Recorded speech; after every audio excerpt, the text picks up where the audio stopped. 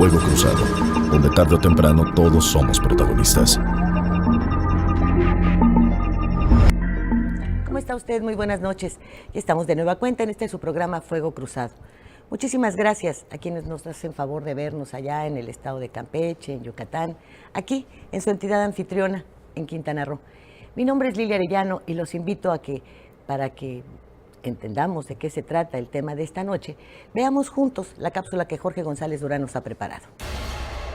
Las pensiones. La situación es grave y se puede sintetizar así. En México hay una evidente y grave crisis en los sistemas de pensiones para el retiro. Y en el caso de los esquemas de jubilación de los grandes sindicatos del país, estos fondos sufrieron quebrantos y sus fideicomisos creados ex profeso para garantizar estos pagos, en su gran mayoría, fueron mal administrados y algunos incluso saqueados. En el tema de las pensiones de los trabajadores mexicanos, nuestro país está en el último lugar entre las 34 economías de la Organización para la Cooperación y el Desarrollo Económico. En México, el gasto público en pensiones es casi 6 veces menor al promedio de las 34 naciones integrantes de la Organización para la Cooperación y el Desarrollo. 35 de cada 100 mexicanos tendrán una pensión al terminar su vida laboral, ya que el sistema de pensiones, conformado por las instituciones de seguridad social del país, solo cubre una tercera parte de la población económicamente activa. Esto es porque el sistema de pensiones de México adolece de diversos problemas: baja cobertura nacional, dispersión de esquemas debido a que se tienen registrados 105 modelos de pensión según cada dependencia e instancia pública y bajas tasas de reemplazo, por lo que las pensiones serán mínimas. El tema es mucho más grave, porque los servicios de salud que proporcionan el IMSS y el ISSSTE son no solo insuficientes, sino totalmente deficientes para las personas de la tercera edad. La cobertura a la salud de los pensionados está prácticamente desmantelado. Lo que se visualiza para el futuro cercano es un porcentaje muy reducido de trabajadores que podrán acceder a una pensión digna. Es demoledor que 65 o 70% de los trabajadores no podrán contar con una pensión. Es decir, una gran mayoría de trabajadores llegarán a la tercera edad como pensionados pobres o, lo que es peor, sin pensión, en el absoluto desamparo. Un panorama desolador se presenta para quienes al cabo de una vida de trabajo se les considera una carga y un estorbo. Que me quiten mi dinero, que me quiten mi casa, que me lo quiten todo. Parece mentira y mentira lo era. Maldito dinero, y sucio y embustero, y embustero. Y mire usted, no es una cuestión de edad, porque ahora creo que con las nuevas formas que se han seguido para legalizar situaciones que van en contra de los ciudadanos, pues tenemos el tema de las pensiones. A los jóvenes les están enseñando a ser responsables desde su primer empleo de garantizar su vejez. Y la verdad es que cuando yo era joven, y créanme que ya pasó mucho tiempo, en lo que menos pensaba era en la vejez, no en la mía. Yo veía en mi entorno muchos viejos, pero no pensar en la mía. Es ahora una responsabilidad de la gente joven pensar en la vejez o pensar en su desarrollo, en su forma de ir pues abriéndose paso en la vida, en su profesión, de alcanzar el éxito. ¿Qué le parece si comentamos con Osmaida Santiago Leonel, que es asesora del SAR en la Conducef, este tema? ¿Cómo te va? ¿Cómo estás? Sí. Osmaida, perdón.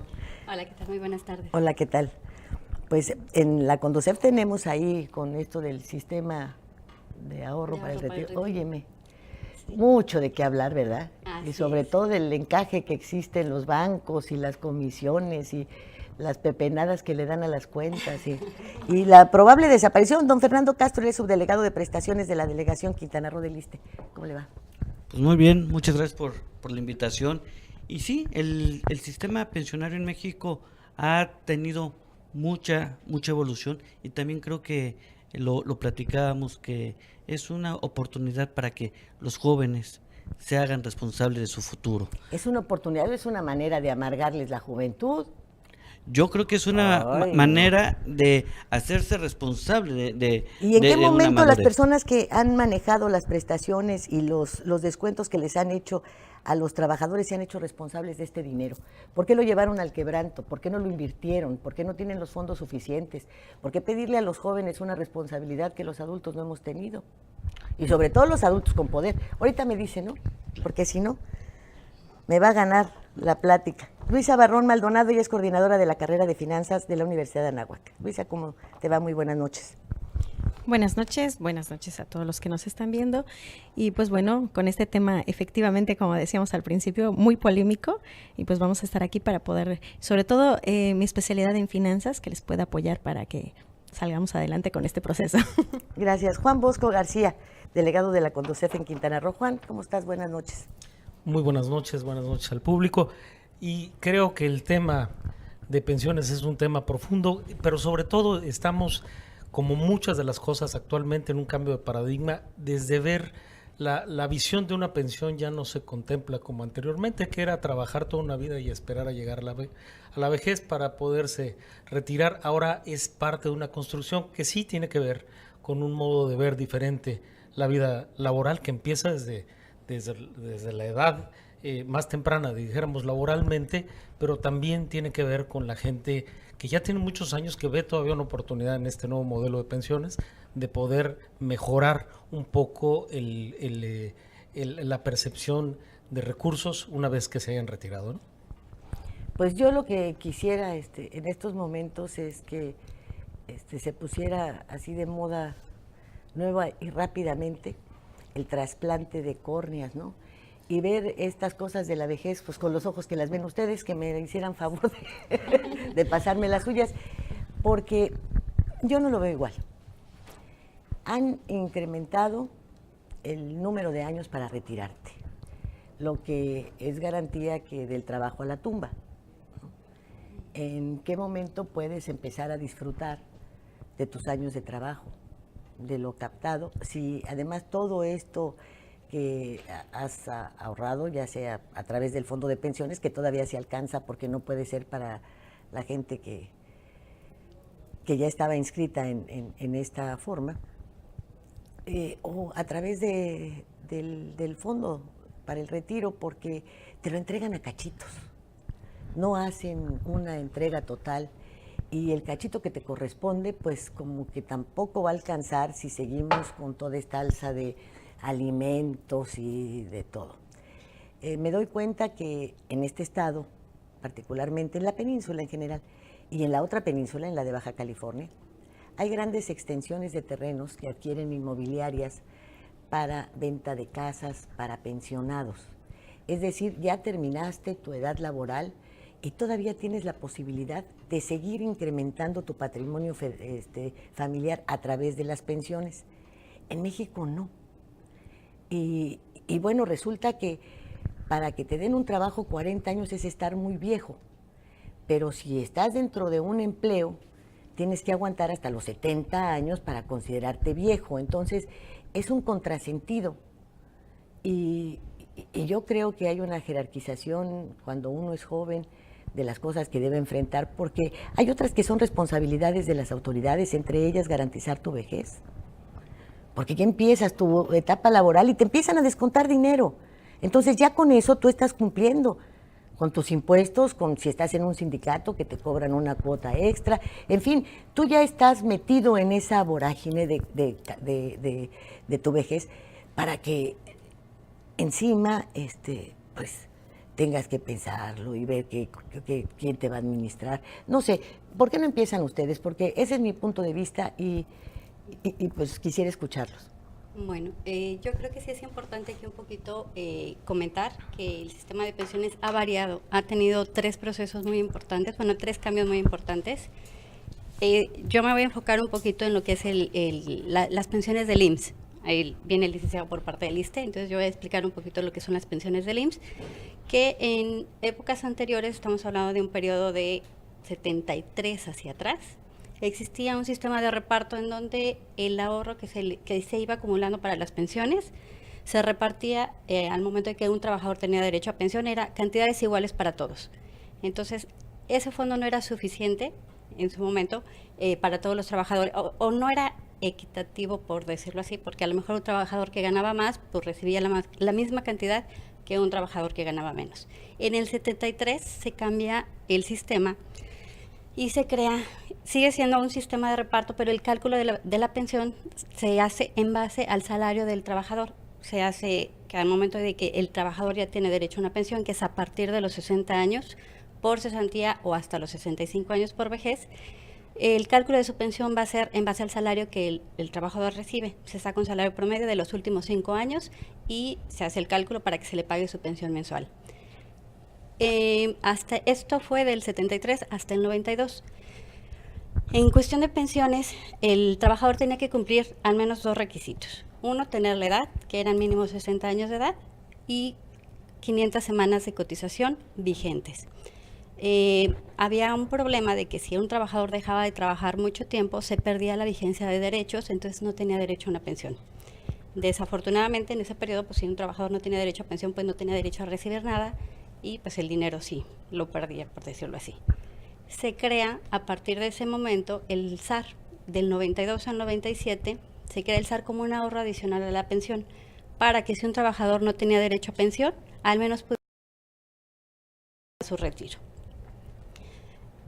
En este periodo también hubo problemas porque se le pide a los patrones que ellos aperturen una cuenta en el banco que el patrón elige para cada uno de sus trabajadores, en donde se va a depositar este ahorro adicional.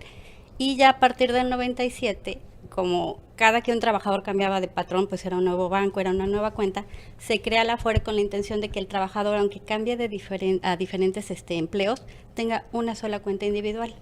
Pueda tener el ahorro que se depositaba para la pensión en el IMSS y aparte el ahorro que se depositaba en los bancos en una sola cuenta, que él iba a poder estar administrando y cuidando y vigilando de que al momento de su pensión, bueno, estuvieran todas sus aportaciones completas.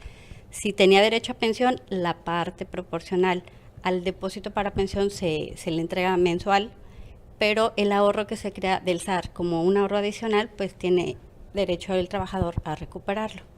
Entonces, esta parte de la Afore, en donde ya se le empieza a pedir al trabajador que esté pendiente de su cuenta individual, que se ponga ahora sí que las pilas para que también verifique que sus aportaciones y sus ahorros estén pues bien al corriente para el momento de su pensión, es lo que ahorita estamos viendo, y como comentaba el licenciado Juan, no es como que un proceso diferente a lo que antes la gente no estaba enterado, no estaba informado de todo lo que pasaba con estas aportaciones que siempre han existido, pero que el trabajador no tenía conocimiento de. Pues en el caso del ISSSTE, si me permite, la visión actual también ha cambiado muchísimo. Déjeme hacer solamente unos comentarios para ver las bondades que también tiene los derechohabientes del ISSSTE que van a llegar a este sistema pensionario.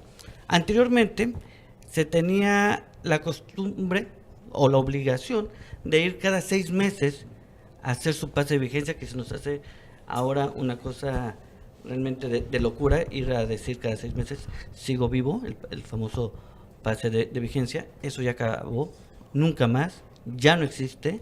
No tienen que ir los pensionados y jubilados al ISSSTE, a las oficinas, a decir sigo vivo. Eso ya no, eso ya es un tema superado desde hace 2 años en esta administración. Otra cosa también sumamente importante que ha cambiado es que se ha dinamizado, se ha puesto otra dinámica en el pago de pensiones. Antes se podía tardar mucho tiempo, ahora es por obligación darles el primer pago a los 10 días. Nosotros tenemos actualmente en vigencia 2 tipos de pensiones, lo que se conoce como cuenta individual, que exactamente lo ha relatado la compañera de Conducef, y el décimo transitorio, que ese es el que conocemos de forma tradicional. En el año del 2007 se propuso a los derechohabientes vigentes cuál de las 2 opciones del sistema iban a querer, ya sea el régimen del décimo transitorio o el de cuenta individual. Fue libre ellos lo decidieron. Las personas que no decidieron en su momento pasaron de forma directa al régimen del décimo transitorio, el sistema tradicional. Nos dan la oportunidad en este nuevo esquema, en este nuevo régimen que es la de cuenta individual, en que uno, desde el momento en que pertenece a esto, hacer aportaciones que también son bastante interesantes y también con beneficio para el derechohabiente. Por cada peso que por ejemplo, ahorre, se abona por parte de softwares el 3.25. ¿Qué es importante en este caso? Una nueva cultura del ahorro. El derechohabiente que va a estar en cuenta individual, él debe de estar conociendo de forma permanente cómo van sus ingresos, cuál ha sido su ahorro, cuánto se requiere para que se jubile. También no es del todo cierto que tiene que ser muy mayor para jubilarse. Simplemente con que se cumpla con la cantidad requerida por las AFORES, que actualmente es alrededor de 1,5 millones de pesos, que esta persona que desde que inició empezó a ahorrar, se pudiera jubilar. Por supuesto que si esta persona decide no jubilarse y tener un incremento de su pensión, con todo gusto, ¿no? El derechohabiente decide en qué momento se podría jubilar. Yo no tengo otra más que mi posición de delegado de Conducef. Tenemos la obligación de ver por los usuarios de los servicios financieros, y aquí lo que veo es que en medio de tanto cambio, en medio de surge como verdad principal lo que en principio nos dice nuestra anfitriona, en el sentido de, bueno, ¿qué ha pasado con todos los recursos que se generaron inicialmente? ¿Cómo es que no permitimos que ese modelo llegara a aterrizar y cómo es que se cambia el nuevo modelo? Y venimos a complicarlo un poco con el tema de, al caer en el sistema financiero, en un sistema financiero que necesita estar constantemente vigilado para poder prestarle adecuadamente una atención a los usuarios de los servicios financieros, a los pensionados. Me parece que ahí es donde tenemos que poner un poco el detalle. O sea, además de que todavía la gente no tiene muy claro cómo está funcionando, cuántos son los recursos que le tocan, no sabe, hay que tener una fórmula matemática y luego quitarle casi el número que pensaste para saber más o menos cómo es que vas a aterrizar. Además de todo, todavía tienes que pensar que la institución financiera que te lo está administrando te trate bien. Porque por principio de cuentas, sí, efectivamente, dejamos de hacer la fila de los pensionados para ir a dar la muestra de vida necesaria, pero los pasamos a la fila de las empresas, de las instituciones financieras que los maltratan, que no les dan el trato decente. Entonces, sí me parece que ahí tenemos todavía que afinar un poco el detalle, y sí es una responsabilidad de las autoridades el que podamos mejorar esta tarea. Creo que sí es muy importante y mi responsabilidad como delegado de la Conducef es tratar de ver de que los usuarios de estos servicios tengan la mejor atención, que ya no estamos hablando de dinero, estamos hablando de respeto. Por favor. Bueno, yo creo que un punto muy importante es el punto financiero y el punto de las finanzas personales, que ese es un tema que es muy importante ahorita en este caso, porque resulta que ahora la persona tiene que preocuparse y tiene que hacerse responsable también, pero no hay una cultura financiera en México. Entonces, ¿eso qué quiere decir? Que obviamente no voy a saber ni a qué instancia tengo que referirme, ni tampoco voy a saber cómo realizar eso. Lo primero que tiene que hacer una persona es ubicarse en su perfil de inversionista. ¿Por qué? Porque en este caso ya el gobierno no se va a hacer cargo de eso, entonces ella tiene que saber qué es lo que va a hacer. Primero, si es una persona, con qué tipo de recursos se está contando, porque es obvio que va a haber una pensión, pero no sabemos cuánto, no se sabe cómo calcular. O sea, si no accesa a la información y si no se preocupa por obtenerla tampoco, pues entonces va a estar en la ignominia total. Ahora, algo bien importante es que, si bien es cierto, ya no se va a vivir de manera digna con esa pensión. ¿Cómo tiene que verlo ahora desde un punto de vista los jóvenes? Los jóvenes tienen que decidir que tienen que empezar a invertir. O sea, que el ahorro que nosotros conocemos en México no es la fórmula que se conoce en otros países, porque la fórmula ideal es ahorro, lo convierto en inversión. Pero no estamos acostumbrados a esa fórmula. Estamos acostumbrados a la fórmula de voy a pasar a una entidad el ahorro y esa entidad lo va a custodiar. Pero esa es una caja fuerte nada más. Entonces, si nosotros no ahorita les inculcamos a nuestros jóvenes esa capacidad y ese conocimiento para poder invertir de manera estratégica y obviamente pensar en un plan de retiro, porque eso es lo ideal, ¿no? Estar al constante vigilancia, que no es lo mismo una persona que gana un salario mínimo a una persona que gana 10 salarios mínimos. Por ejemplo, una persona que gana 10 salarios mínimos no le interesa su Afore. Es más, ni se preocupa. ¿Por qué? Porque tiene otras inversiones. Tiene más o menos un perfil de moderado arriesgado, ¿no? Y una persona que obviamente está ganando un salario mínimo, ella sí va a depender totalmente de esa jubilación, pero no tiene el conocimiento para poder tomar las mejores decisiones, ni incluso ni siquiera de qué Afore le conviene, ¿no? Porque no está familiarizado con la CONSAR, no está familiarizado en muchas ocasiones ni siquiera con los sistemas electrónicos. Entonces, sí creo que estamos ante un problema que, si bien era cierto, el gobierno era necesario que se hiciera esta reforma, eso era necesario, no iba a poder sostenerlo económicamente. No nos orientemos a si es bueno o si es malo, simple y sencillamente no lo iba a poder sostener. Ahora, ¿qué vamos a hacer ahora, no? O sea, ahora el problema está aquí. Hay que buscar soluciones para poder darle la mejor alternativa a nuestros jóvenes y a nuestros próximos ancianos, que, bueno, vamos a ser nosotros, ¿no? O sea, yo creo que, y sí es algo preocupante. Al menos yo creo que por el lado de las finanzas personales, en México, los patrimonios y las riquezas se heredan, no hay de otra. O sea, no se crean ya, ¿por qué? Porque tenemos un problema económico fuerte, ¿no? Entonces no se están creando. ¿Me acompañan al corte? Sí, enseguida volvemos. Gracias.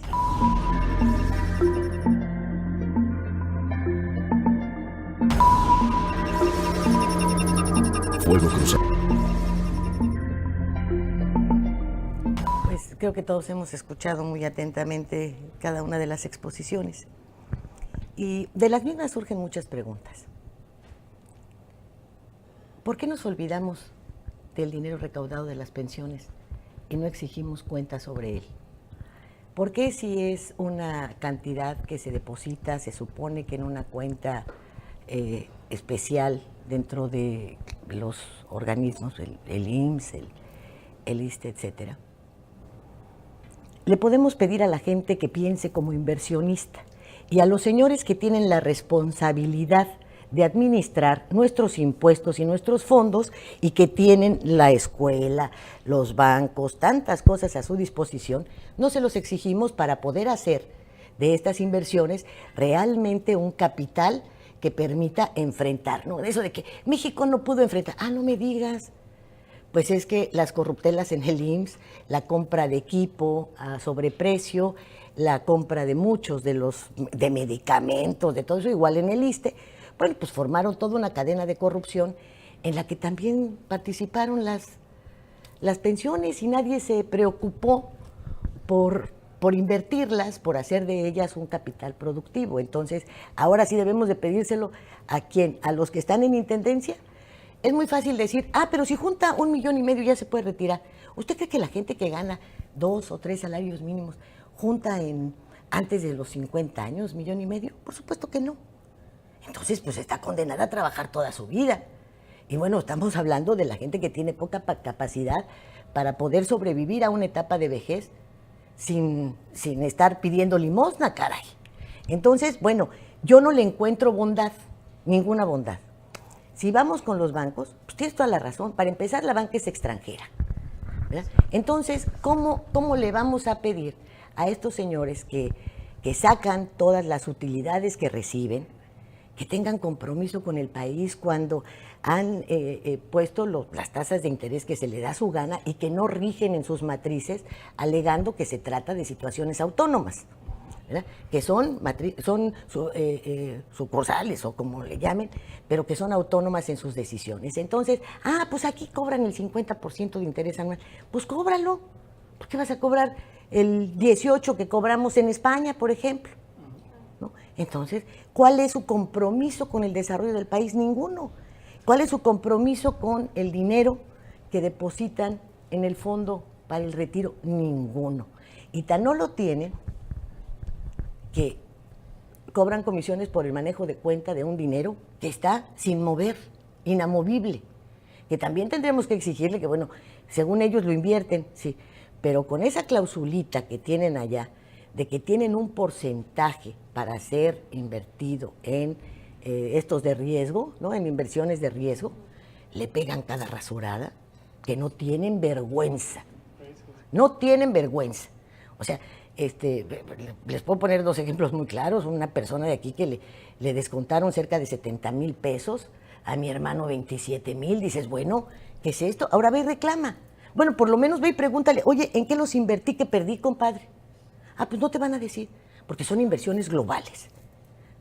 Entonces, bueno, el temor de la gente y el mío personal, ojalá que no viva para verlo, porque me va a dar mucha tristeza, es que una vez que han llegado casi a 2,5 billones de fondos, bueno, pues le están alcanzando a algunas necesidades que tiene el gobierno y empiezan a hablar que si vamos a invertir en petróleo, que si vamos a invertir en...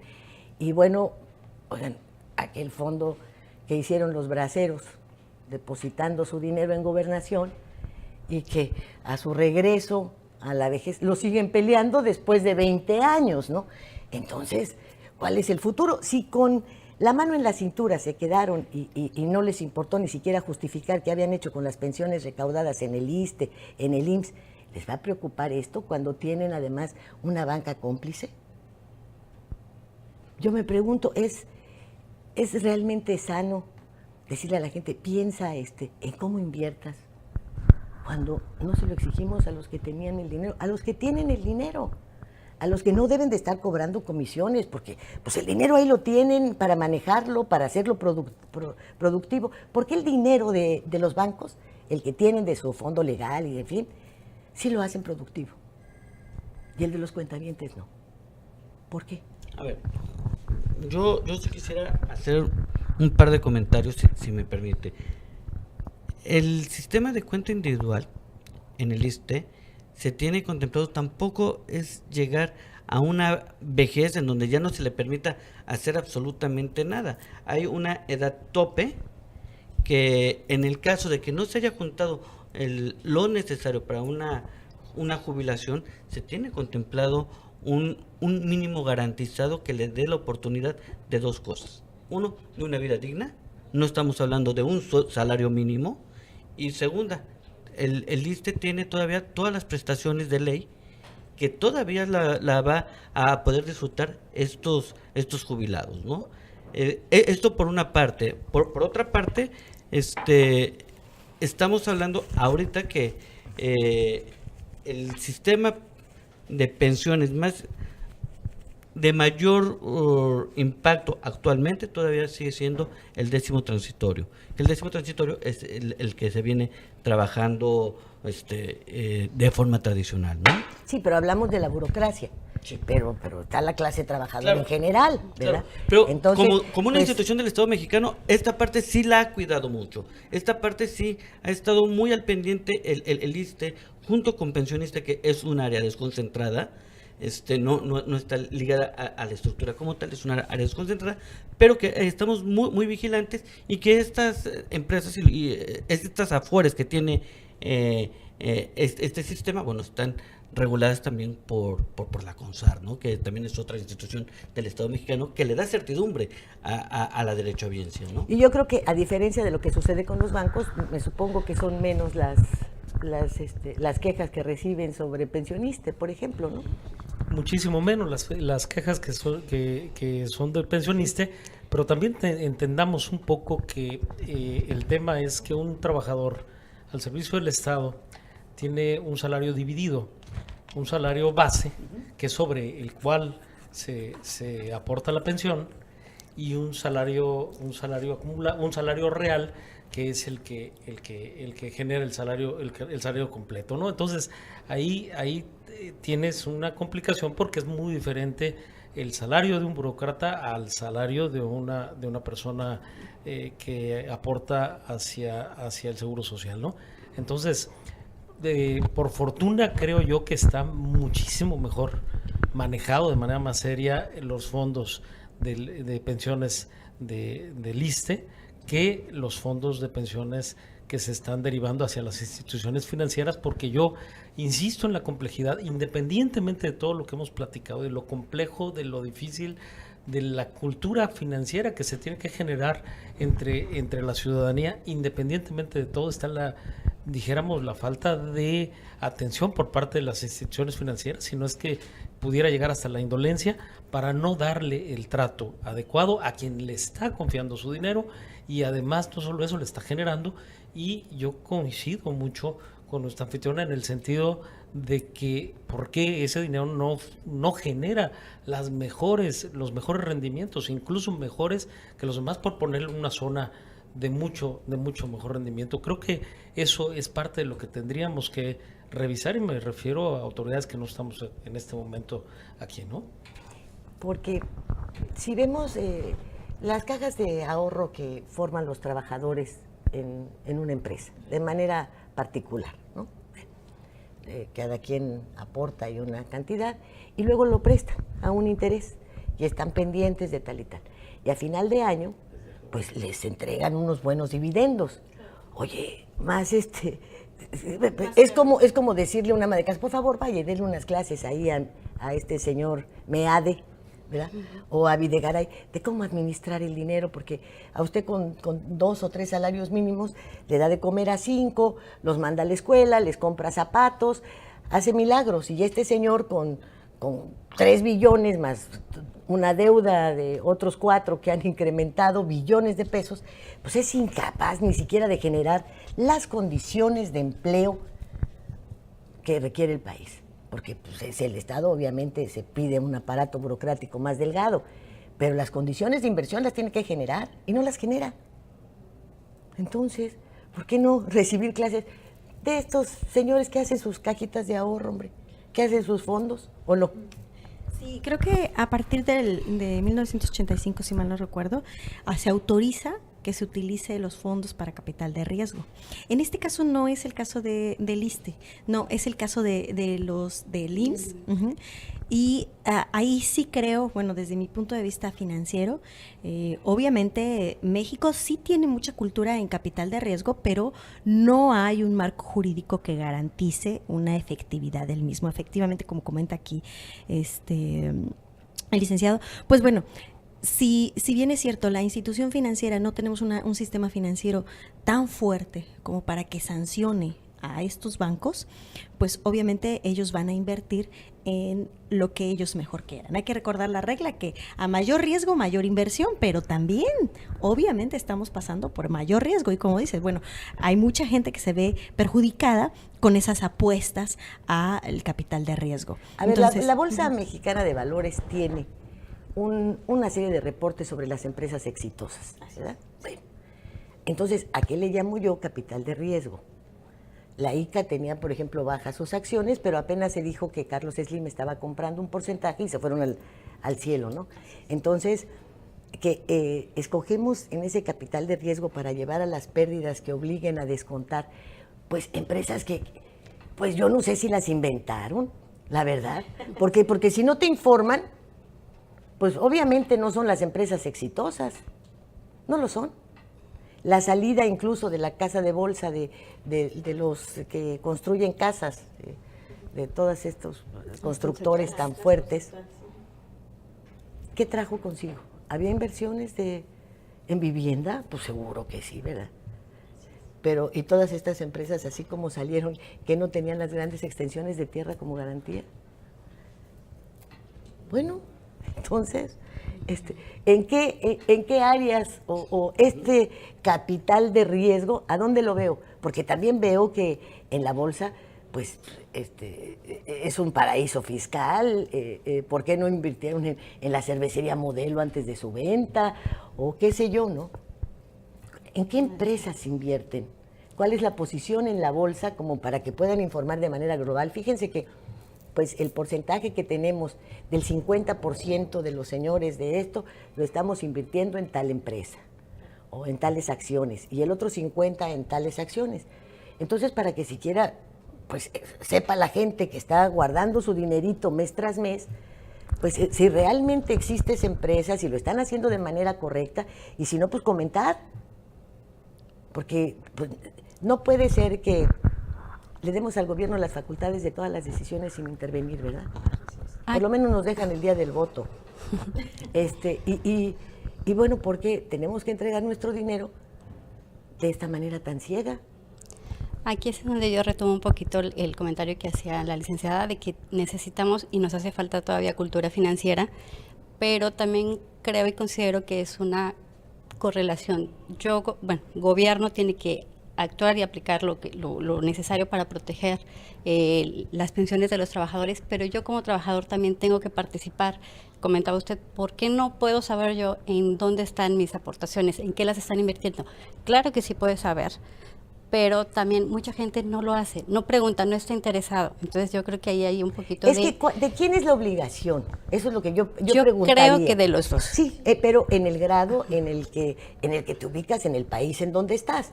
Si el 90% de tu clase trabajadora apenas logró la preparatoria, bueno, yo creo que es más obligación de quien está recibiendo hacer un informe. Sí, y yo creo que ahí sí en parte, el cambio de sistema para mi punto de vista sí ha sido benéfico porque le comento, la población se ha estado enterando más. Actualmente, antes el trabajador decía, pues a mí me van a pagar mi pensión cuando llegue la edad. ¿Quién me la paga? El gobierno. ¿Cuánto? ¿Quién sabe? Actualmente realmente sí ha cambiado. Pero es lo correcto. Claro. Tú has estado pagando impuestos toda tu vida. Pero nosotros pagamos impuestos permanentemente. Claro, sin embargo, si quieres una buena educación, tienes que pagar la colegiatura. Si quieres transitar por una carretera que no tenga tantos hoyos, tienes que pagar la autopista. Si quieres usar el aeropuerto, tienes que pagar un impuesto extraordinario. Si quieres un buen servicio de salud, tienes que recurrir a la medicina particular. Sí. Entonces, bueno, si la recoja de basura ya está concesionada, el agua también, bueno, entonces has abdicado hasta de la seguridad, porque hay que contratar seguridad, ponerle una pluma a tu fraccionamiento. Entonces, ¿me quieres decir, para qué pagamos impuestos? Digo, ¿a dónde se van? No. Es estar, ¿por qué en un momento no pedimos, no exigimos? Es lo que a eso voy, ¿no? O sea, nosotros como usuarios podemos exigirle, en este caso a las AFORES, que son las que administran nuestro dinero, preguntar, tenemos el derecho como usuarios de ellos, preguntar cómo inviertes, sí, y el AFORE tiene que responder cómo lo inviertes, desde cuándo lo tienes, o sea, sí tenemos derecho a, y yo creo que esa es una de las ventajas del nuevo sistema, de que sí ha estado más tratando de difundir esa idea de al trabajador, preocúpate por tu ahorro, preocúpate por tu dinero, pregunta si no sabes, si tienes algún problema, acude a tu AFORE. ¿Alguna vez has ido a Bancomer? Sí. Ah, bueno, entonces no me digas que les vas a preguntar pero en qué invirtieron el capital de riesgo y que te van a contestar, porque esa es una mentirota. Es que aquí también quiero comentar. Bueno, todos los extranjeros, ¿no? Una son los bancos, los fondos para retiro se invierten en las AFORES. Sí. Y también sí, me refiero a que si tienen el derecho de que sea un poquito difícil el acceso a las instituciones, también lo considero. Y también creo que por eso ahí estamos nosotros como CONDUCEF. Si algún usuario tiene alguna duda, algún problema y ya acudió a la institución y no le hacen caso, pueden acudir con nosotros y nosotros les podemos ayudar. Y la institución, ¿sabes qué va a hacer? Te va a mandar a cualquier persona ahí de su sucursal para que se siente y diga, bueno, sí, bueno, yo lo paso y luego lo resolvemos. Porque no llega ningún ejecutivo ni nada de eso, Yo creo que en este tema el problema no radica en la información. Nosotros a través de la CONDUCEF podemos conseguir de cualquiera de las instituciones financieras que cumpla con su obligación porque quisieron, se la pueden dar directo, y si no, porque nosotros aplicamos los instrumentos que tenemos a la mano para poderlos hacer llegar. El problema no está ahí, el problema está en la toma de decisiones de cómo se realizan la inversión de esos fondos, a través de dónde, cómo es que llegamos a tener que aplicar minusvalías a la gente que, o sea, algo tan delicado, y me parece muy claro que las autoridades en su momento lo que intentaron fue cuidar que el segmento de inversión fuera lo más protegido a efecto de no caer en un riesgo excesivo. Pero sí creo que es muy importante que alguien le eche un ojo para que esas inversiones sí se coloquen en una zona de rendimiento, de seguridad y de rendimiento, que permitan a los trabajadores disfrutar de la tranquilidad que puede dar el saber que tienen un respaldo económico. El tema de la información finalmente es un tema salvable. El problema es cómo llegar a influir en la gente que toma las decisiones, en qué zona se puede invertir y cuáles son los canales que uno desde su posición de ciudadano, desde su posición de usuario, pudiera llegar a mover algo tan difícil y tan pesado como es el sistema financiero de los particulares que están involucrados en esto, ¿no? Mario Di Constanzo habló incluso de las tarjetas de crédito, de la cantidad de trabajo que tienen ustedes por reclamaciones, por el cobro indebido en las tarjetas y tal y tal. Y lo cierto es que si tienes cobros indebidos, te quejas y esto, pasan 2 meses, Juan, y te meten al buró de crédito, ¿eh? Y no les importa si estás en aclaración. Y a esta gente de los bancos tal parece que no hay forma de frenarles nada. Entonces vemos ahí comisiones, los pagos que se hacen del Fobaproa, todo eso que los llena de capitales que son verdaderamente extraordinarios. Las utilidades, por ejemplo, de Bancomer, que fueron altísimas, el 30% de ellas, un poco más del 30% de ellas, llegó de México, de un país que tiene un conflicto económico fuerte. ¿Cómo es posible que un banco pueda obtener, y del tamaño del BBVA, no sé qué, pueda tener la tercera parte de sus utilidades salidas de un país como el nuestro, en las situaciones del nuestro? Es incomprensible, ¿no? Sí, creo que aquí tocó un punto muy importante. Se supone que se quiso jugar al inversionista con estos fondos, ¿no? Se generó una cartera, pero dentro de esa cartera, efectivamente, como comentábamos, debe de haber un margen. O sea, yo creo que el marco jurídico debe de poner topes para que haya un margen con el que tú puedas estar en completa tranquilidad de que tu patrimonio no va a ser perjudicado, y otro porcentaje mínimo que puedas jugar a el riesgo, ¿no? ¿Por qué no?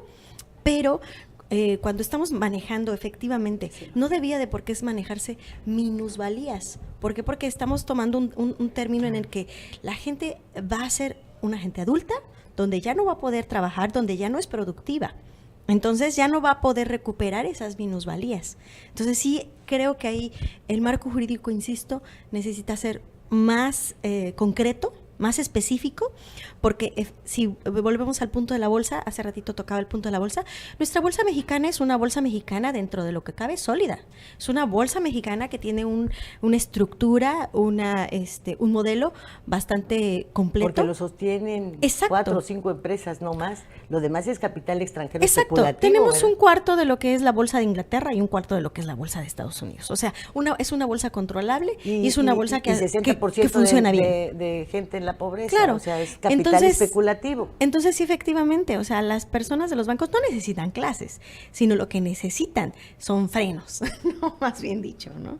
O sea, sí. Creo que definitivamente el saber hasta qué punto pueden arriesgar el capital, que obviamente no es suyo, obviamente es de derechohabientes mexicanos, y que hasta qué punto hay un compromiso con ellos, ¿no? De decir, bueno, tus minusvalías no pueden ser de 5 puntos o de 10 puntos, ¿no? O sea, no. Ni de uno. Exacto. O sea, ni no. de punto 2, ni de nada. Exacto.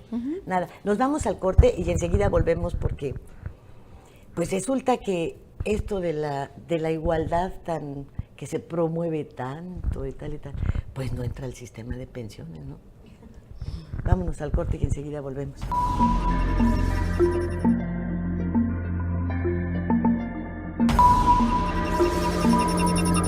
fuego cruzado. Pues se han levantado muchas voces para protestar que no es posible que a los viudos, por ejemplo, se les dé la pensión que no les corresponde. Ah, caray. Esa no me la sabía, ¿no? ¿Por qué no? ¿Por qué no? Trabajaron igual, pero además con una situación, pues, dentro de la sociedad y hasta familiar en contra. Es más fácil que las viudas, que las mujeres, pues nos acojan en la casa de una hija, del hijo, ¿no? Aunque hagas corajes con la nuera, que no te lleves bien con el yerno, lo que tú quieras y mandes. Y de algo vas a servir, pues, si se van a cenar, pues ahí les cuidas a los niños, en fin. Pero los señores están en una franca desventaja.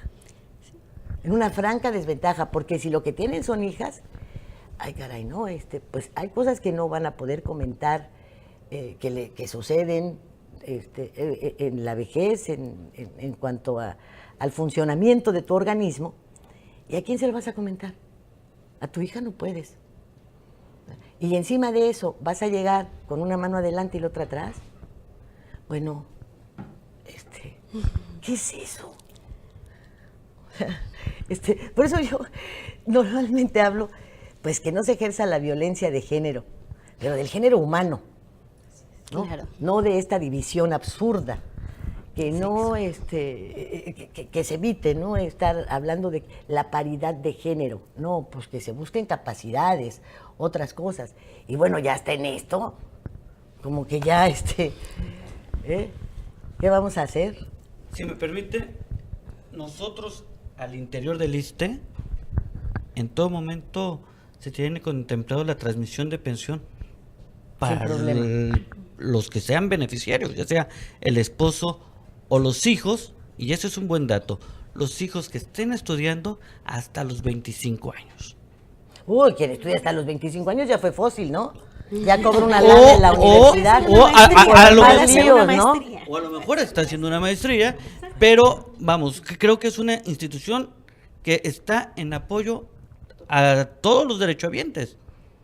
Actualmente en el estado de Quintana Roo somos más de 179,000 derechohabientes. Eso es sumamente importante, y la ventaja es que actualmente con las jubilaciones garantizadas tenemos un sistema pensionario que está por arriba de los 10,700 pensionados. Pues está muy bien. Tengo entendido que ya también precisamente cambió el sistema, porque antes era muy marcado y se tomaba como beneficiaria solamente a la mujer porque se decía que era la que dependía del hombre. Y como el hombre no dependía de la mujer, por eso no le querían otorgar la pensión. Al día de hoy ya cambió ese sistema, ya también el hombre va a poder recibir la pensión en caso de viudez, que era la que no se otorgaba, porque pues ya se dijo, bueno, los dos igual, ¿no? Pero ya cambió la situación. Es una situación que por humanidad debía haberse pensado mucho tiempo antes, se manejó ¿no? así. En la práctica. Sí, volvemos al punto, es un plan, es algo de cultura financiera. Somos jóvenes y no nos preocupamos por nuestra vejez, pero si pensamos bien en nuestro plan de sucesión, ¿qué vamos a hacer? O sea, ¿a quién se van a designar? De entrada estamos platicando sobre las pensiones, pero también hay otros bienes que pueden ser susceptibles de transmisión. Y no solamente de transmisión hacia mi pareja, porque y si no se los quiero dar, hablábamos de igualdades, ¿no? Si no se los quiero dar a mi pareja, ¿a quién? Entonces, pues me tengo que preocupar por mi testamento, me tengo que preocupar por definir a qué tipo de bienes y qué tipo de activos van a ser dirigidos a qué persona. Bueno, entonces, porque en el caso de los bancos, por ejemplo, pues ya se manejan, si no de una manera contraria legalmente, si no se respeta el testamento.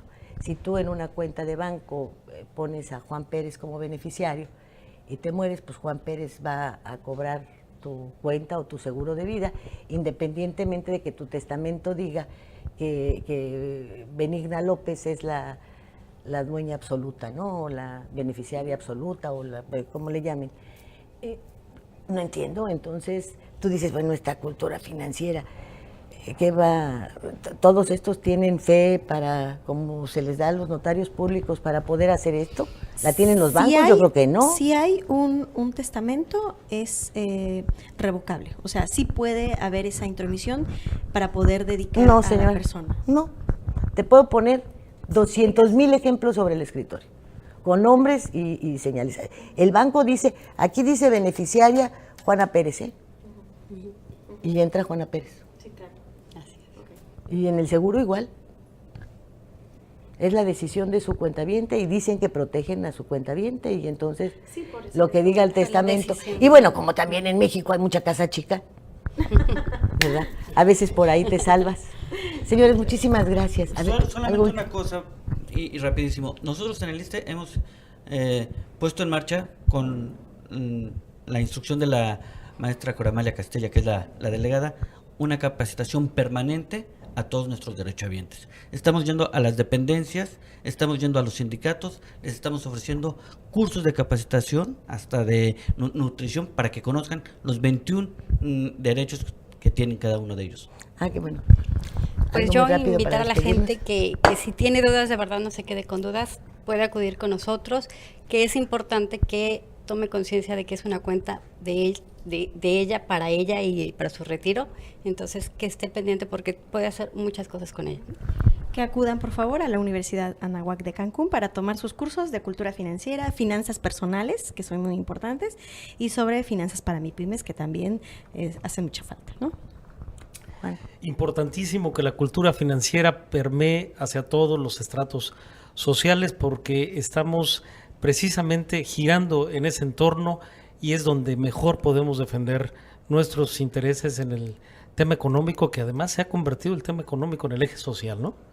Sí, claro, y para saber bien si podemos exigir que regresen las tienditas para que puedas comprar 2 huevos, medio litro de aceite, te den tus frijoles en un cucurucho de papel periódico, porque pues ya ve usted cómo están las cosas, pero pues vamos enfocando nuestra cultura financiera hacia eso, ¿no? Gracias, que tengan buena noche. Fuego Cruzado, donde tarde o temprano todos somos protagonistas.